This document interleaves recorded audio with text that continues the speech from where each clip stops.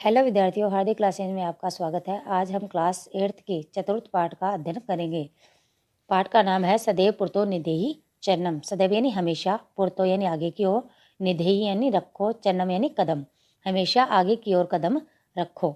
श्रीधर भास्कर वर्णेकर द्वारा विरचित प्रस्तुत गीत में चुनौतियों को स्वीकार करते हुए आगे बढ़ने का आह्वान किया है। कवि ने हमेशा आपको कठिनाइयों को स्वीकार करते हुए आगे बढ़ने का संदेश दिया है। इसके प्रेरणाता राष्ट्रवादी कवि हैं।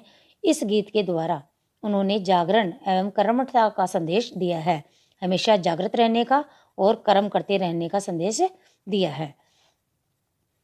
चल चल पुरतो निधेहि चरणम, सदैव पुरतो निधेहि चरणम। पहले अपने प्रसंग लिखेंगे कि प्रस्तुत पद्यांश हमारी पाठ्य पुस्तक रुचिरा के पाठ सदैव पुरतो निधेहि चरणम से लिया गया है। इसमें कवि ने, संदर्भ होगा आपका, कि इसमें कवि ने हमेशा आगे बढ़ते रहने की प्रेरणा दी है। चल चल यानी चलिए, आगे बढ़िए। पुरतो यानी आगे की ओर, निधेहि यानी रखो, चरणम यानी कदम। कवि कहता है कि हमेशा आगे की ओर कदम रखो। सदैव पुरतो निधेहि चरणम, हमेशा आगे की ओर कदम बढ़ाओ। गिरि शिखरे, गिरि यानी पर्वत, शिखरे यानी चोटी, पर्वत की चोटी पर, ननु यानी निश्चय ही, निज यानी अपना, निकेतनम यानी घर, निश्चय ही अपना घर पर्वत की चोटी पर है। विनेव, विनेव यानी बिना किसी सहायता के, यानम, यानम यानी कोई यान, कोई साधन, नगा यानी पर्वत, आरोहणम यानी चढ़ना, बिना किसी साधन के पर्वतों पर आपको चढ़ना है। बलम शक्ति, सवकियम अपनी शक्ति, ही भवती साधनम मनुष्य की स्वयं की शक्ति ही उसका साधन है। सदैव पुरतो निधेहि चरणम, हमेशा आगे की ओर कदम रखो। पथि, पथि यानी रास्ता, पाषाण पत्थर, विषमा यानी नुकीले, प्रखर यानी तेज, टेढ़े मेढ़े जो पत्थर हैं वो आपके मार्ग में आएंगे। पथि यानी मार्ग, आपके मार्ग में अनेक विषम नुकीले पत्थर आएंगे। हिंसा पशु, परितो घोरा, हिंसा यानी हिंसक, पशु यानी जानवर, परित यानी चारों ओर, घोरा यानी भयंकर। आपके चारों ओर भयंकर, हिंसक, हिंसा करने वाले पशु विद्यमान होंगे, अर्थात आपके सामने अनेक विषम कठिन परिस्थितियां आएंगी। सुदुष्करम बहुत ही अधिक कठिन है। खलु यानी निश्चयी, यद्यपि यानी यद्यपि, गमनम यानी जानना, यद्यपि का मतलब यद्यपि या फिर यदि, यद्यपि हमारा निश्चय ही हमारा इस रास्ते पर चलना, गमनम यानी चलना, हमारा इस मार्ग पर चलना निश्चय ही बहुत ही अधिक दुष्कर है, कठिन है। फिर भी सदैव पुरतो निधेहि चरणम, आगे की ओर कदम बढ़ाते रहो, अर्थात आप अपनी कठिनाइयों से डरकर अपने कदम को पीछे न हटाएं। जहिए, जहिए यानी छोड़ दो, बीते यानी डर को, आप डर को त्याग दो, डर को छोड़ दो। भज भज यानी भजन करो, जपो, किसको? शक्ति में, यानी शक्ति का भजन करो, शक्ति को याद करो। विधेहि, विधेय यानी करो, राष्ट्र यानी राष्ट्र में, तथा वैसे ही अनुरिक्तम यानी प्रेम, अपने राष्ट्र से हमेशा प्रेम करो। कुरु कुरु, कुरु कुरु यानी करो करो, सततम यानी लगातार। ध्येय स्मरणम, ध्येय यानी उद्देश्य, आप अपने उद्देश्य को, स्मरणम यानी याद करना, आप हमेशा अपने उद्देश्य को याद करो। सदैव पुरतो निधेहि चरणम, हमेशा आगे की ओर कदम बढ़ाते रहो। इस प्रकार आपका ये हिंदी अर्थ कंप्लीट हो गया। प्रसंग भी लिखना है इसमें, संदर्भ, उसके पश्चात आपकी व्याख्या। अब आपको शब्दार्थ करने हैं। शब्दार्थ के अंतर्गत आपको जो ये शब्दों का अर्थ दिया गया है संस्कृत का, इनको राइट करना है और इन्हें लर्न भी कर लेना है। अब अपने प्रश्न उत्तर भी कर लेते हैं। फर्स्ट आपका क्वेश्चन है, जो पाठे दत्तम गीतम सस्वरम गायतम, पाठ में दिया गया जो गीत है आपका, उसको स्वर के साथ गाना है। तो ये आपको राइट तो करना नहीं है, ओनली गाना है। अधोलिखिता नाम प्रश्न नाम उत्तराणी एक पदेन लिखित, एक पद में आपको उत्तर लिखना है। सब कियम साधनम किम भक्ति, अपना साधन क्या है? तो स्वयं की क्या थी? शक्ति। आपको इसमें दिया हुआ है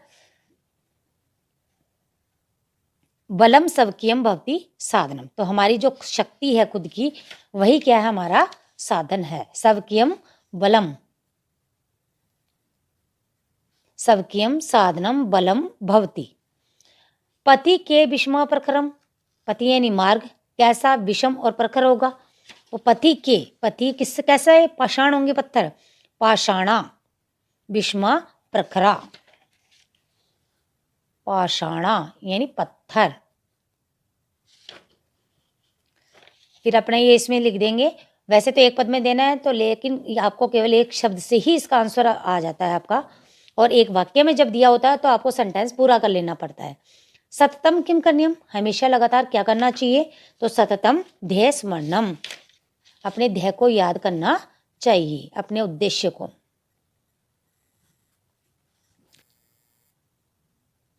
सततम किम करणीयम, लगातार क्या करना चाहिए, सततम ध्येय स्मरणम करणीयम, हमेशा उद्देश्य को याद करना चाहिए।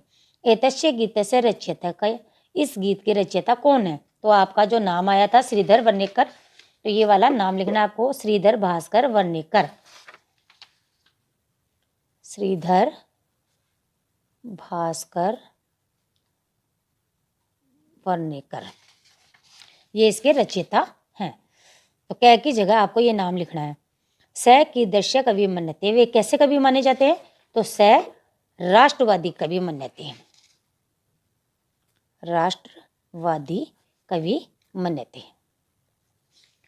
मजुषा क्रियापदानी चित्वारिक स्थानानि पूर्यत, मजुषा से आपको क्रियापदों को चुनकर एक स्थानों की पूर्ति करनी है। तो आपका जो पोएम आया है उस पोएम की जो लाइनें दी गई हैं उसे ही कंप्लीट करना है। त्वम पूर्त चरणम निधि, त्वम विद्यालय है, तो विद्यालय में क्या होगा, त्वम विद्यालयम चल। राष्ट्रे अनुरक्तिम, राष्ट्र में क्या करो, अनुरक्ति, तो विदेही। मह्यम जलम देही, मुझे जल दीजिए। मूढ़ है मूर्ख, जहिए यानी त्याग दो, तो क्या छोड़ दो आप, मूढ़ मूर्ख, धन आगम तृष्णा, धन की जो तृष्णा है उसको छोड़ दो। भज गोविंदम, गोविंदम का भजन करो, कृष्ण का भजन करो। सततम ध्येय स्मरणम कुरु, हमेशा ध्येय का स्मरण करो। उचित कथनानाम समक्षम आम, अनुचित कथनानाम समक्षम न इति लिखत, जो सही है उसके सामने आम और जो सही नहीं है उसके सामने न लिखो। पुरतः चरणम निधि, तो हमेशा आगे कदम रखो, तो आम। निज निकेतनम गिरी शिखरी अस्ति, हमारा जो घर है वो गिरी की चोटी पर, पर्वत की चोटी पर है, तो आम। सबकियम बलम सबाधकम भवति, हमारा बल बाधक है, तो यहाँ पर ये रोंग है, तो यहाँ पर न। पति हिंसा पशु न संति, जो पति कह रहा है जो हिंसक पशुओं से नहीं है, तो ये गलत है ना, है ना। गमनम सुकरम अस्ति, जो चलना है वो सुकर है, आसान है नहीं, दुष्कर है। सदैव अग्रे एव चलनीयम, हमेशा आगे ही चलना चाहिए, आम। वाक्य रचनाया अर्थ भेदम स्पष्टिम कुरुतः, वाक्य की रचना से अर्थ का भेद स्पष्ट करो। परितय यानी इसका अलग अलग आपका जो अर्थ दिया गया उसको बताना है।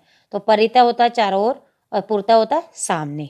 नगा होता है पर्वत और नाग होता है सर्प। आरोहण यानी चढ़ना, अवरोहण यानी उतरना। विषमा यानी जो नुकीले, समा यानी समान। मजुषा अव्यय पदानी चित्वा रिक्त स्थानानि पूर्यत, मजुषा से अव्यय पद को चुनकर रिक्त स्थानों की पूर्ति करें। विद्यालय, विद्यालय के, तो पूर्ता यानी सामने।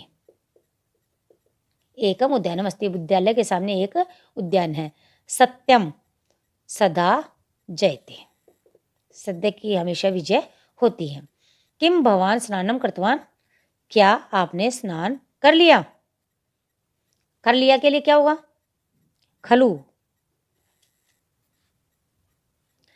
क्यों यहाँ पर खलु नहीं आ सकता, क्यों आएगा यहाँ पे, ये विना आएगा। क्यों, किम, क्योंकि प्रश्न मार्क आगे लगा हुआ है, प्रश्न पूछ रहा है आपसे। किम भवान स्नानम कृतवान, बिना, क्या आप बिना स्नान किए हुए हैं। स यथा चिंतति, वह जैसा विचार करता है, तथा आचरति, वैसा ही आचरण करता है। ग्रामम परितय वृक्षा संति, ग्राम के चारों ओर वृक्ष हैं। विद्याम बिना जीवनम व्यर्थम। भगवंता भज, तो भगवंता भज यानी निश्चय ही। या सदा। सदा भगवंतम भज, हमेशा भगवान का भजन करो। विलोम पदानी योजित, विलोम पदों को आपको जोड़ना है। पूर्तय का, पूर्तय यानी आगे, तो पश्चात यानी पीछे। सबकियम यानी अपना, परकियम यानी दूसरों का। भित्ति यानी डरना, साहस यानी शक्ति। अनुरक्ति, अनुरक्ति किसी चीज में अनुरक्त होना, प्रेम होना, और विरक्ति उससे अलग। गमनम जानना, आगमनम आना। सातवां प्रश्न है लट लकार पदेभ्य लोट विधिलिंग लकार पदानाम निर्माणम कुरुत। लट लकार में आपको पद दिए हुए हैं, लोट और विधिलिंग लकार में आपको पदों का निर्माण करना है। लट लकार में, लोट लकार में और विधिलिंग लकार में। ये जो आपको लट लकार में दिए हैं, इनको आपको विधिलिंग लकार में और लोट लकार में बताना है। पहला आपका दिया हुआ है जैसे पढ़ती, पढ़तु, पठेत। जैसे पढ़ धातु का जो रूप चलता है, लट लकार में पढ़ती, लोट लकार में पढ़तु और विधिलिंग लकार में पठेत। इसी तरह आपको जिस विधि का, जिस भी लकार का, पुरुष का, जैसे प्रथम पुरुष, मध्यम पुरुष या फिर उत्तम पुरुष, जो भी आपको वचन दिया हुआ है उसी के अनुसार आपको बदलना है। अगर आपको प्रथम पुरुष का दिया है तो प्रथम पुरुष के अनुसार बदलना है, और मध्यम पुरुष का दिया है तो मध्यम पुरुष के अनुसार, या उत्तम पुरुष का दिया है तो उत्तम पुरुष के अनुसार। तो अब खेलसी, खेलसी आपका बीच का मध्यम पुरुष है, इसलिए खेलसी में क्या होगा आपका खेल, खेले। खादंती, खादंती का आपका लट लकार का दिया हुआ है बहुवचन, तो आपको बहुवचन ही बताना है। खादंतु, खादेयु, खादेयु। पीवामी आपका उत्तम पुरुष का दिया हुआ है, पीवानी, पीबेयम। हस्त, हसताम, द्विवचन है ये, हस्ती, हस्ता, हसंती, तो बीच का ही लेंगे अपने। हस्ताम, हसेताम। नयाम है, नयाम, नयेम। तो लिखितानि पदानि निर्देशानुसारम परिवर्तियत, आपको जो पदों का निर्देश दिया गया उसके अनुसार बदलना है। यानी जो आपको इसके अंदर दिया गया ब्रैकेट में, उसके अनुसार आपको विभक्ति को बदलना है। पहला आपको एग्जाम्पल दिया हुआ है गिरी शिखर, सप्तमी विभक्ति एक वचन में क्या होता है गिरी शिखरी। तो इसी तरह पंथिन शब्द की सप्तमी विभक्ति एक वचन में आपको बदलनी है। सप्तमी विभक्ति एक वचन में क्या होगा पंथिनी।